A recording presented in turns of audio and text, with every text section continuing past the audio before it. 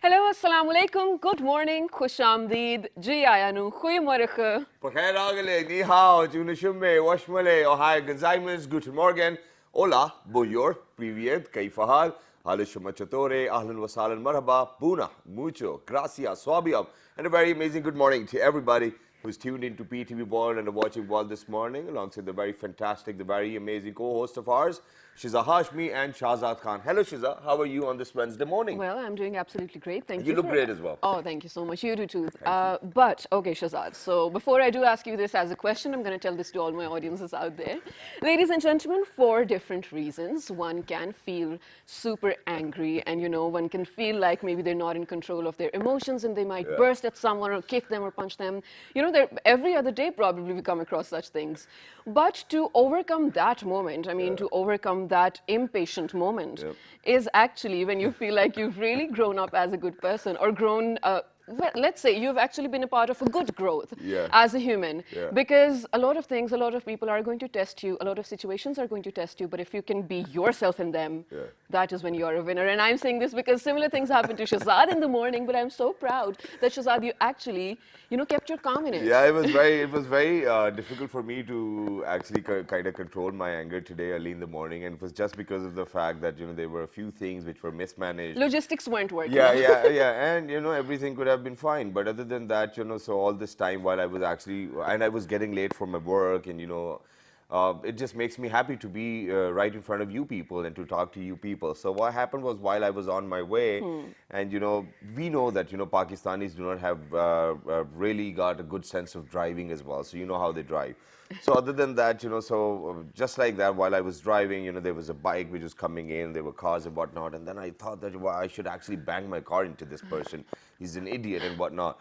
And then to my so I felt guilty right after thinking like that as well. And then to myself, I thought that, if you want to be a great human being in future, you actually need to control all of these emotions. So I started looking for water in the car, because that's what they say, that if you're angry, just have water. If you're sitting, just lie down. So I couldn't lie down in the car.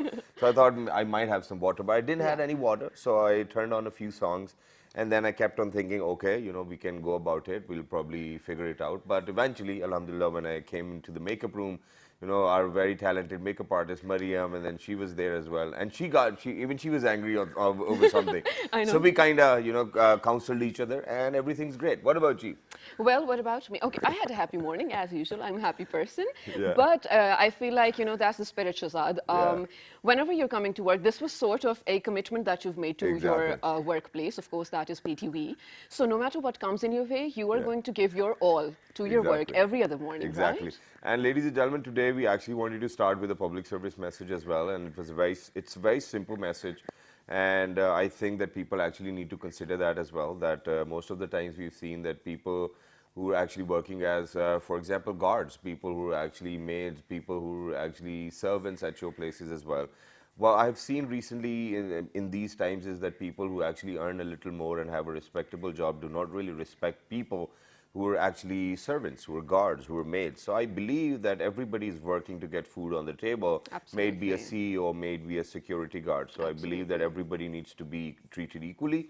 Please make sure that you do that in your life as well. That's beautiful, and that is very important to learn, especially early in the morning as well. Thank you, Amar. All right, so Shazad, in the first segment, what are we discussing? Okay, so today, Shiza, I believe that it's going to be a very good news for all of those couples who are out there and that they have been trying to have babies, but unfortunately they cannot. Now, luckily, the technology has advanced so much that now there are treatments available, and if you get them tested and if you get them tried onto you, there are chances that people can actually have babies, or women can give birth to babies, and even men who do not really have sperms, there's a way, there's a solution that they can actually take out sperms out of your testicles and then make sure that you have a baby of your own as well. It was very hard for me to believe it this way as well, but I believe that it's going to bring a smile on a lot of faces as well, and this is what we are digging in today. No, that's absolutely right, because Shazad, this is where technology is taking us. I mean, if there are not answers to the things that we're facing in a bad way, then why do we even have technology in the first place? So ladies and gentlemen, for this very purpose, we've been joined by someone. Exactly, ladies and gentlemen, we've been joined by somebody who's a robotic surgeon, fertility and IVF specialist, USA. He's board certified by United States of America. Medical Director, American Fertility Center, Islamabad, Rawalpindi. He's none other than Dr. Rizwan Malik. Hello, assalamu alaikum, how are you? Assalamu alaikum. It's great to be here. Thank you very much. Privilege and pleasure. And I'm glad to hear that you guys had a good morning and got over those kind of cool emotions coming out, right? Pakistani driving. Yeah. That's famous Yeah. all over the world, right? So, But thank you very much for joining us. And let me tell you, let us just start. I'm going to start with a compliment. Okay. And the compliment is that in the 6 years of this morning show, you're the very first person who's actually been louder than me early in the morning. Yeah. We So love this congratulations. right? I'm on I think jet lag and opposite schedule here. Well, that's great. So coming from let's States. dig into it. I mean, I know that it's a good news for people out there, but first things first, what I want to know is before we even ask about the treatment, is the treatment very expensive? Not really. I think it can start. Sometimes people, that's what the perception is. Okay. That listen, hey, when we want to treat, my God, it's going to cost so much. Yeah. So it could be as simple as taking a few pills and kind of working out the details of why a couple is having trouble. All right. So I think the important thing is to seek help and kind of find the specialized center that can figure out what the cause is. All right. And so Of which the is couple's why, problem. I think that we should actually start with the underlying issues, as in why couples are actually having problems in reproducing. Right, so there can be many causes. When we look at a couple who's been together for about a year, Yeah. and they've been unable to have children, Very that's Pakistani where- thought, though. right? So that's where we kind of look at the pressures and from the whole family, and we look at causes. So among those couples, about 30% of the time to 40%, Yep. it's a male factor, where a man has sperms that are either low in quantity or quality. And so we kind of work with men on that. So we treat couples as a whole. And so Okay. that's important to say that, okay, when a couple comes in, we started with men testing their kind of sample and make sure that they're not the cause of this difficulty the couple is doing. So when you look at about 40%, golly, that's quite a bit. That is And, quite enough. Yeah, so we have to look at that as the initial cause. Yeah. Among the women, we look at, there can be factors on tubal factors where the fallopian tubes are blocked. So we look at those. The polycystic ovarian syndrome, PCOS, Yeah. endometriosis. And so some of the other fibroids, other factors that may cause them not to be able to conceive. Okay. So All all right. those hormone problems, hormone issues that are there. So we kind of look at those all in terms of evaluate those and figure out the root cause and try to fix that. All right. So that may be simply fixing the thyroid problem. We'll definitely And come some of those. come down to how to fix these problems. But very quickly, since we are actually talking about why couples are unable to reproduce, so a simple question: by 2020, the research says that depression is actually going to be the #1 killer in the world. What I want to know and what I want to ask you is, do you think that stress, family pressure, peer pressure, and anxiety can actually be one of the reasons why couples are not able to reproduce? Right, so frequently the case with the stress, it does affect the egg production in women. And so, and even in treatment-wise, studies have shown that the women who are under high stress, their reproductive outcomes, even in treatment cycles, are lower. All right. So All one right. of the things we advise our couples first is just to kind of cut down their stress, not to kind of believe in the team they're with. Yeah. Know that yes, we're the most professional team, and then it's going to happen. Okay. All And then right. take the stress away and listen, hey, I'm going to be fine, and I think that really makes a difference. Yeah. No, of course it does make a difference. And you know what, for a very long time, and I feel like even now in some segments of Pakistan, this topic is tabooed or stigmatized and not very openly talked upon. And even if a couple comes out to discuss it among themselves, and if one starts blaming the other most of the time in general, and then also whoever comes out to be faulty feels belittled or feels pointed at. Exactly. But now I feel like there has been a paradigm shift. I mean, a lot of people are probably resorting to these sort of technological advancements because a lot of people want to have a family of their own, right? Yeah. So now you have brought this service to Pakistan, where before a lot of Pakistanis used to go abroad to get this service, probably in secret, probably in a better condition, quality, whatnot. Tell us all about it and how has been the response? Right, so I think you're right about that. The stigma or the fertility, just not states. I mean, it's all over the world. So Yeah. we treat patients in the United States, in overseas countries.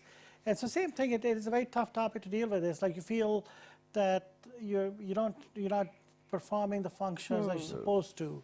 And so especially for women, sometimes it's very kind of difficult to address or to address and deal with. Right. And that's where I think the support of the center and the facility makes all the difference, and the family support. And in Pakistan, I think more so of that, like you're describing, like yesterday I had a couple and with a family where they were saying, listen, hey, tell the boy that he's a problem and not our daughter. And you know how they were defending themselves as a family, as a unit, Right. that listen, hey, you need to tell the boy his sperms are just not good enough. And it was defensive. So I was kind of taken back. Okay, well, Why is really it an becomes issue? Why is right, that big right. of I an mean, issue? but it becomes a bigger issue. And then I think as compared to Western society, that's what I find a bit different here. So in Western societies, people are more kind of willing to say, okay, you know what, there's a problem, let's find a solution to it. Yeah, And absolutely. here, there's a lot of that, okay, fine, let's just get the divorce, or let's find some other, move on to the next person. Right, absolutely. And then in Pakistan, for men, we have seen, okay, they've gone through the third wife, and still the third wife is not pregnant, and now they're saying, okay, well, there must be a problem, and they come in and they got no sperm. So Right, yes. that's frequently the case in Pakistan. People get second and third marriage and fourth marriage, and then say, listen, hey, there's no children. And Without also for diagnosing themselves first, right, probably. Maybe right. they are the So reason. frequently that happens. And also, I think in women also, to be able to say, simply say, yesterday I had a couple that simply, the mother was there with the daughter and said, listen, hey, if the guy's not there, I'm going to take my daughter away and all that. So there's pressure.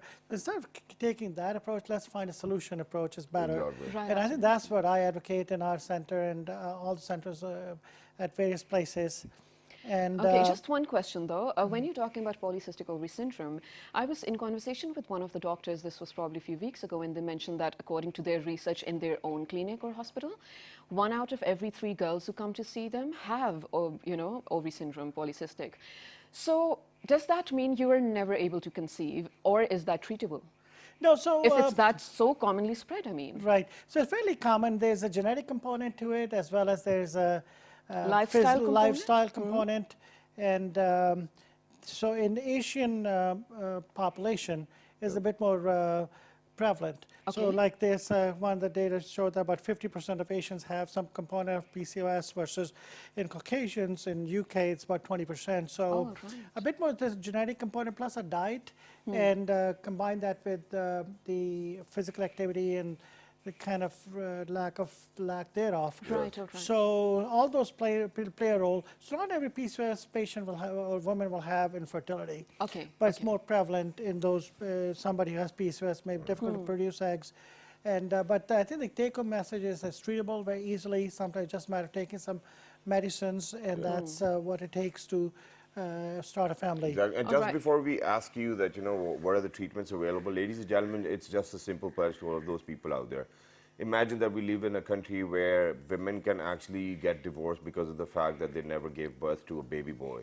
So imagine the kind of difficulty women must be facing if they're not even, giving birth to a single child. So there can be a lot of difficulties. But let me be very clear on this, that the tests which are available for men are way more cheaper than for the ones available for women. So all I'm going to request you is for all of those men who are out there who are actually emphasizing and pressurizing their wives to get themselves tested, I believe that it's probably better that if you get yourself tested first as well. And by the end of the day, both of you want to be parents as well, right? Right, absolutely. Thank you so much for saying that, Shazad. A lot of people needed to hear that. Now, sir, you have developed a state-of-the-art facility in Pakistan for, of course, Pakistanis and everyone living abroad as well.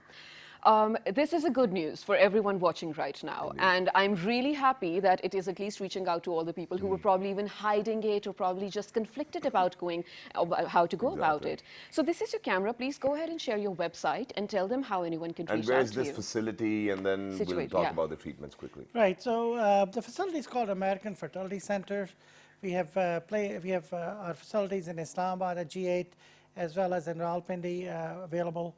We have one of the best or the most advanced fertilities available, fertility care available in the center. not only the patients before the trend was to go out for better care and more advanced technology. Now that we are through these facilities, this time we had patients from 5 different countries, from from Dubai, from Saudi Arabia, Canada, from UK, and United States and Philippines. Patients actually came to Pakistan to receive fertility treatment. Wow, that's so amazing. that I think spoke volumes of our team and the service they provide, the caring. I think being kind of one of those overseas Pakistani myself. Right. I think and the team, our team is very sensitive to that they really cater to the needs and the hurdles, things that those people face day to day in those countries, different countries, to say treatment is expensive in those countries. So sometimes that can be the hurdle that, okay, we understand we need treatment such as IVF or ICSI, but we just can't afford it. So that happens in the United States. I mean, I see people on a daily basis, they come in, they say, okay, well, that's what I need, but doc, I can't afford it. It's not something I can afford. Or Dubai, we get calls, UK, we get calls on a daily basis. So do we have a cushion for people who actually belong to the downtrodden segment of the society? Do we have a cushion? Does the American Fertility Center provide them with the discounted rates or something of that sort as well? Yes, so there's an altruistic side, or a big part of that's really the thrust of our organization. It really is meant to serve our population in Pakistan. That's really what I get back by coming back and contributing here, and the whole thrust or altruistic part of the American Fertility Center is to provide local care. So people who come in, they get great care from overseas. They get the best technology, the best care possible in the world.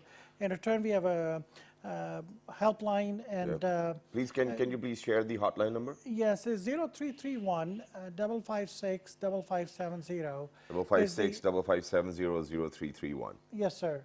So that's the helpline for somebody who's really can say, listen, hey, I need it and I can't afford it.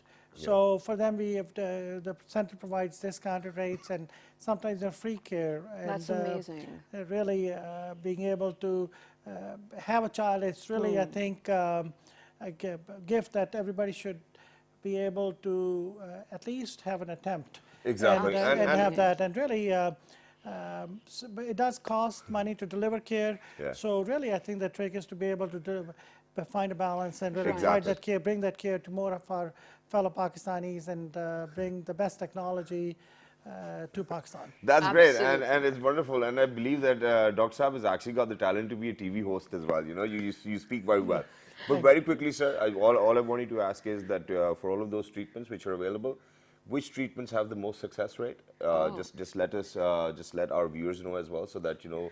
And then which treatment is actually applicable for what kind of symptoms? Right. So it depends upon the underlying cause. So start out with IVF is really the ultimate treatment where we take the eggs out, take the sperm, inject them in a lab, make an embryo in a lab, and put that back into the wife's uterus. And that is most effective in terms of treatment-wise. And not everybody will need it. So it's, like I said, most people may need just a pill or surgical repair. And that's where the center offers the minimally invasive surgery, which is a lot more accurate, a lot more safer, fewer side effects. And so minimally invasive surgery Center of Excellence is there at American Fertility Center for minimally invasive surgery. So we do robotic surgery in states. We have those facilities. In Pakistan, the robots are not available yet, but we have the skills to do still laparoscopic surgery that almost as good as the robotic surgery. Well, that's great. And the other thing you brought up about the baby boy, so some of those families have their pressures. Somebody wants a baby girl. I frequently get those requests. I get 4 stinky boys. I want a baby girl. You know, I can put a bow in the hair and do all those fun things. So that's not called family balancing.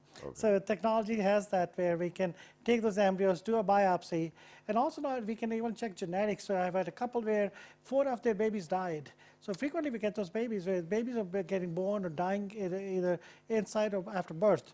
So we have been able to identify the genes that the parents are passing on to the babies, figure those out, and then test for those genes in the embryos, and then figure out the embryos that are disease-free and pass those on.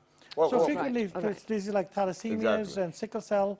So all those, they're available So family balancing, IVF, and then I, minimally I, invasive I believe surgery. that's great, but ladies and gentlemen, just very quickly, let me remind you that yes, a lot of technological advancements have been made since the world has existed, actually. Yes. So, but as a matter of fact, I think that when we talk about family balancing, we really need to know what our religion says about it. I mean, choosing gender and then probably going for having a baby kid. I think that there might be different mindsets related to that.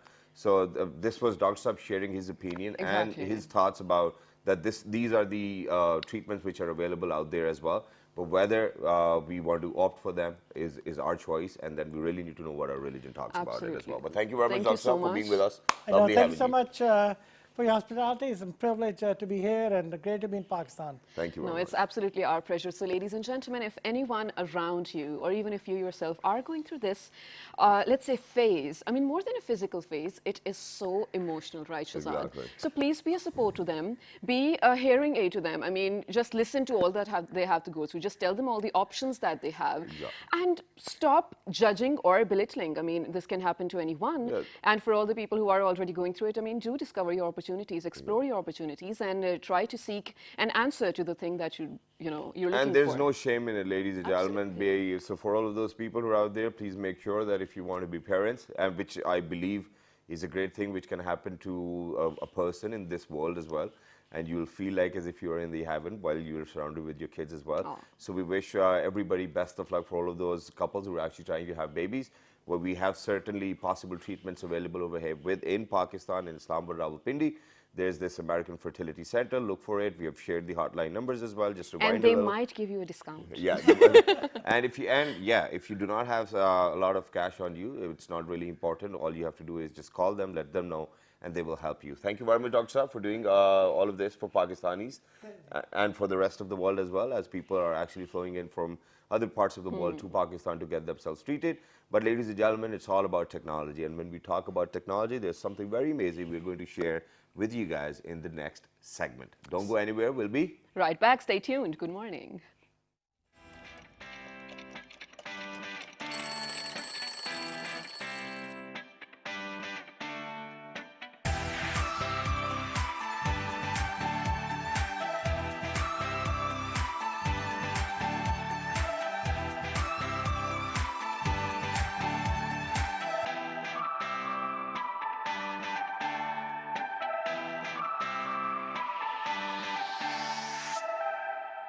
Welcome back to World This Morning with Shahzad Khan and Shahzad Hashmi. Ladies and gentlemen, on a beautiful morning where the spirits are very lifted. Yeah, and I feel absolutely great because we just got done with the segment, ladies and gentlemen, which I believe is a very important one for all of those couples who are actually looking to be parents in near future as well.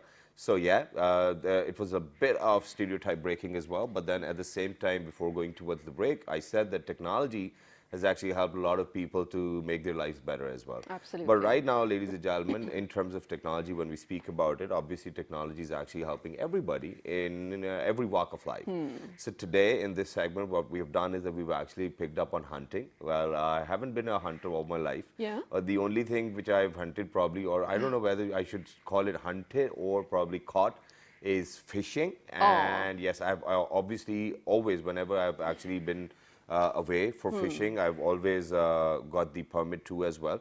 So whatever we're going to talk about Very today important. is actually all legal. We're going to speak about legal hunting and the processes you have to go through, the seasons and which animals and which birds can we shoot in which seasons as well, and then how hard it is, and then what kind of technological advancements we have seen in terms of hunting as well. Absolutely. And we're very lucky that we've actually been joined with some very amazing guests over here who themselves are some amazing hunters, and I don't know how they got this passion or how they got into it. We'll definitely ask them. So without any further ado, ladies and gentlemen, on my right hand side, a passionate hunter himself, Mr. Ikrama Bhutta. Hello, assalamu alaikum, how are you? Walaikum salam, alhamdulillah. Good to be here. Thank you so much. Thank you very Our much for pleasure. joining us. It's wonderful to have you. And alongside Mr. Ikrama Bhutta, ladies and gentlemen, we have been joined by another passionate hunter, and he is Irshad Nabi Bangash.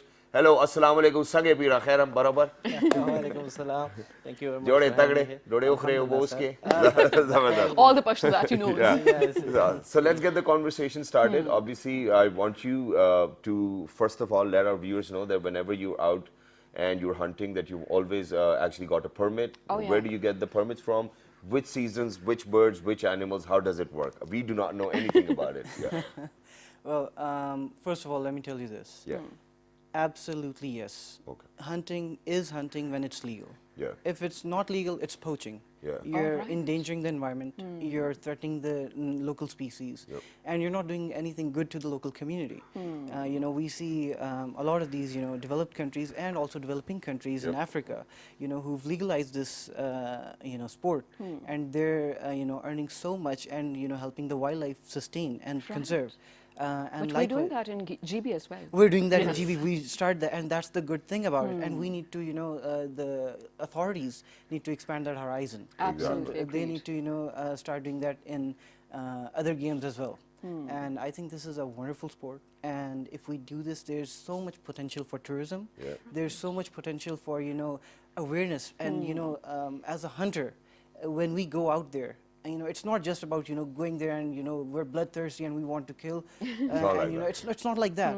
It's about, you know, enjoying the nature. You know, it's about being with the nature, getting out of that hustle and bustle, just going there, admiring the nature, you know, going. A few of my friends who are hunters as well, you know, what they do is they just have their binoculars on them. They'll just hit one or two and they'll just start bird watching. Yeah. Oh, That's okay. all they do for the entire week. That's all they do. You know, it's just that one or two and then bird watching.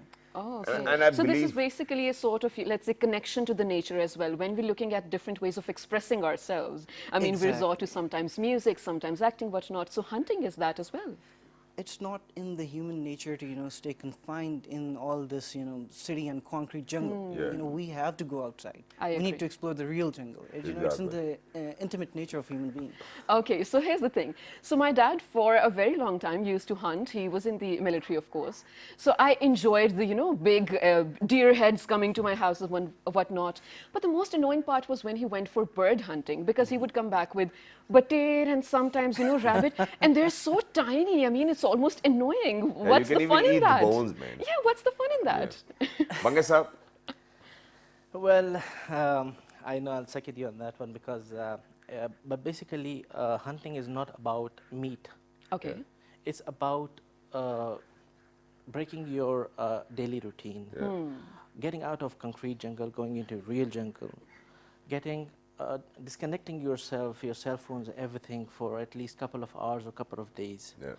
And that is how you get the inner satisfaction when you hit a bird in a nice way. It's in a nice angle when you have a group of hunters with you who are who think alike, who thinks exactly the way you are. Because poaching is something that we are all against. Definitely. Healthy hunting and people who are around you, and if they are mentally healthy, I'm talking about we are not getting a bag of 100 partridges or something. If 6 is allowed, we should go for 6. If 5 is allowed, 5 should be. Exactly. Those people who are preserving these birds, these species, they are not sitting idle. They are working. They are counting numbers. They are doing their day and night. They have efforts going on and happening over there. What they do is they calculate. If a bird, if a species is going on endangered side, if the number is dropping low, so they'll ask you to kindly go about 4 or 5 birds per gun per permit. A very limited amount. A very limited Okay. amount. Okay. Here I'll add something. If you acquire a weapon license, Yeah. that is, you can carry a weapon. Yes. That does not mean you are allowed to kill any bird. Okay. Okay. You need to have a shooting permit. Okay. And then if you have a gun, and then you have a dog, you have to have a dog license as well. Okay. Oh, we didn't know that. And which Wow. authorities actually issue these licenses? Wildlife is the Wildlife. authority Yeah. everywhere. In few places, there are some game reserves which local people, they have kept these animals not in a captivity, Yeah. but it's a Open huge area. But still, it's called a game zone area. Still, wildlife is the authority to give you permission to go into that area and hunt a legal animal. But that's great. Now, ladies and gentlemen, there are 2 things which I want you to highlight. First of all, that the trophy hunting competition over here in I was Pakistan gonna talk about that. is one of the world's most well-managed hunting competition over here, which takes place in Pakistan. A lot of people come from all over the world to actually compete in that. And other than that, there's just one simple request to all of those people who are out there. that I believe that wildlife can actually be more useful and they can do more work if they have been actually provided with the right facilities. For example, cars to roam around with. They cannot actually look after all of these species while walking on their foot. So please make sure that we give them the right facilities so that they can actually work on that too as well. But very quickly, sir, because we're very short in time, Okay. so I want to know which seasons, partridges, ducks, birds, fish, whatever you've been shooting so far, because we have no idea. And then, you know, you've actually brought the salmonation alongside you as well. So let us know when and which one is used for what kind of bird or animal hunting. Firstly, I would like to say hunting season are usually tentatively it's already announced, but the perfect season and perfect dates are always announced through newspapers, through websites, and everywhere by wildlife department. You acquire license from them. Even in Gilgit-Baltistan, in October they have auction going on. You buy that permit, and then there's a specific dates. They give you a specific time frame if you can visit between these days, so then you can come and visit a healthy animal and easily. You can Well, even we're also hunt. sharing some pictures of you right now. Yeah, those were last year. Do I you went paraglide and shoot as well? I mean, I'm actually that was more of me. Sorry. Like I said, I enjoy both adventure activities and you know roaming around and travel. So that's Alright. that's you know from that. that's bungus out there. Yeah. Yeah. Yeah. Oh, wow. Are these rabbits? Those are rabbits. Okay. So Bangasa, please move on. If you're talking about bird hunting, mostly we have quails, partridges, duck hunts, geese. Okay. On quails, there is no limitation because it's a traveling bird. It comes from Siberia towards Pakistan, and then it's a migratory bird. It go back.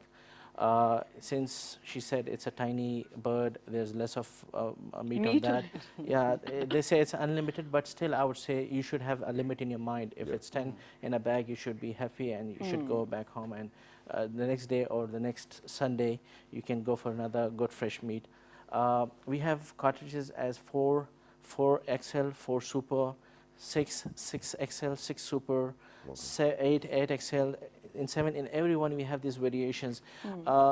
In hunting, you should know your gun better, Okay. especially when it's a 12 gauge. It has a specific pattern. When you fire it from a distance, it will give you a different pattern. When you go a little bit more, it will give you a different pattern. So in order to get a perfect hunt on a perfect day, you should know your gun, where the bullet or the pellets are going basically. Wow. If your pellets are going towards right and the bird, you keep the bird on the left, of course it's going to be a missed shot. But if you give it a lead on the side and you know that your pellets are going on the right side, it should simultaneously hit the bird on the right time. And regarding a big games, I'm talking about ibex, markhor, deer hunt or something. In Gilgit-Baltistan, I had experience last year. It was very positive. I mean, we could compare the local authorities and their help with the outside of the world, with Europe, with Africa. But a few things which we need over there is proper hotels, proper guest houses. Exactly. Those kind of things, those kind of facilities are lacking over there, because if more than 10 people goes, then we don't have a good hotel to even pay money. We pay money, but we don't get a good place over there. That's great, and I love okay. the idea. But very quickly, you know, I just wanted to get it checked as well. So, ladies and gentlemen, we have an instrument over here which I believe imitates duck's voice, right? Is that one? The duck call. Duck calls. Duck call. Okay, duck yeah, call go these ahead. days, Can we please blow it a little no, as well? I'm one of those who can. Let me give it a try then. I'm going to tell you about it. Duck calls, there are very specific people who can play a duck call. Really? But these days, we It's have an art, electronic you know, ones. Okay. We have electronic ones because in order, if you are 10 people going for a duck hunt, then it's a chaos over there. You have to go for more than 2 hides or something. So we go limited people. We have a duck call, which is electrical. We just play it, and it's... Can we just give it a try? no, we cannot. Come on, we have to give it a try. Why are you so No, we have reluctant? to We're give it a so try. excited we about want it. we want to let people know that how it's being played. Okay. Even so you cannot do it. No, I can't do it. So traditionally, if you were going duck hunting and you did not have someone who could properly call, your hunt was ruined. Oh, yeah. Instead okay. of you bringing in duck or fowl, you'd be I thought you just warning give him it a telling blow you- and then No, no, it'll no. be like. It's a technique. We cannot. And does it work? It does work. But Really? It does. If you have a proper bird caller, they would just come in. We like in imported a hundreds. bird caller. If the duck is even in the cloud, it Yeah. will simply dive down. Oh, wow. It's That's, so I wish you guys had a video or something. This is so interesting. Probably I have videos, but if you can, We'll definitely yeah, watch it definitely, afterwards. yeah. But thank you so much for being here on the show. Thank you so much for making us learn. And now this is one thing I need to talk to Pakistanis out there. Well, there's this group on Twitter, Shazad, the woke Twitterati, who start, condemning literally everything. So there was a controversy going on about the, markhor hunting in Gilgit-Baltistan, the trophy hunting as well, which awarded almost $11,000 to the winner. So here's the thing. I mean, before you do condemn or make a controversy out of it, I was in conversation with one of the persons who was arranging this trophy hunting, all right? And they're like, they know which animals they have to put for hunting. They're probably not going to fertilize anymore. They're probably old age, and they're probably not going to survive anyway.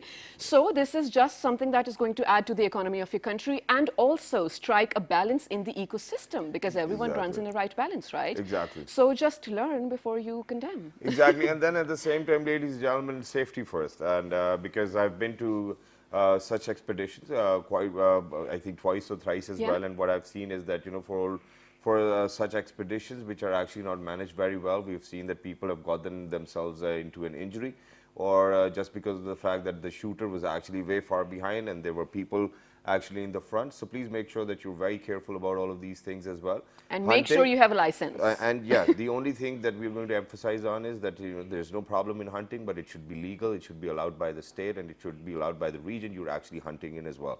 So please make sure that you do that, because we really do not want these species to go extinct. We really want them to be around us because they have a lot to actually contribute to our ecosystem as well. Absolutely. So anything from hunters' point of view which you would like to tell all the other hunters that please be careful about that? Some code of conduct. Basically, picking up on what you said, that the markhor hunting. Let me tell you this: there have been controversies all over the world. Yes. I'll just quickly take 30 seconds and brief you on that. Sure. And they're condemning trophy hunting, and they're saying it's why are you killing animals Killing like that? animals. Do you know that the white rhino, its population from hundreds has gone up to 11,000? No, but the male rhino already died? The male No, white the black rhino. one. That was the other one. That was Okay, the other okay, one. my bad. Its population has increased because all of the funding that's coming in, by these trophy game hunters. Wow. Oh, Okay, they can manage and the resources. Exactly, and likewise, we can do that in markhor. You have so many. You have the white-tail. It's a deer type in Okay. Canada. The white goose. That population has gone up drastically. Alhamdulillah, very well, and that has been only possible because of two things. One, it was regulated properly, and two, the people they showed interest, and the awareness that was raised because of this. And we can do the same thing with markhor, and not just markhor. We can do that with the white leopard, the snow leopard, Snow leopard. and with so many other species. Okay. And last, tip, you mentioned safety. I'm and also an army brat. Oh, okay. This is something that my dad, and alhamdulillah, I'm very grateful for that.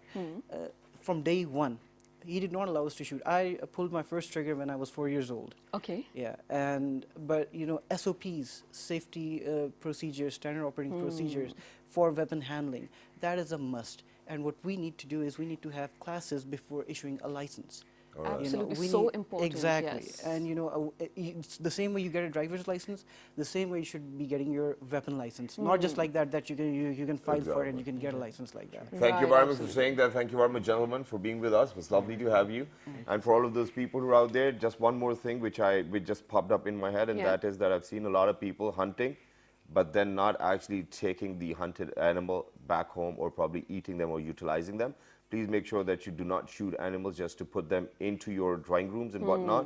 If you're hunting, please make sure that you eat them, you use them. If you're not going to do it, please do not kill them. Absolutely. So if there's anything you need to write to us, write on our Facebook page with the name of Well, this morning. On Twitter. Well, this morning without a G. YouTube or Daily Motion. Well, this morning. And the repeat you can 5 catch past at 11 p.m. tonight. Till the next time, 1, 2, 3. Good morning. Take care.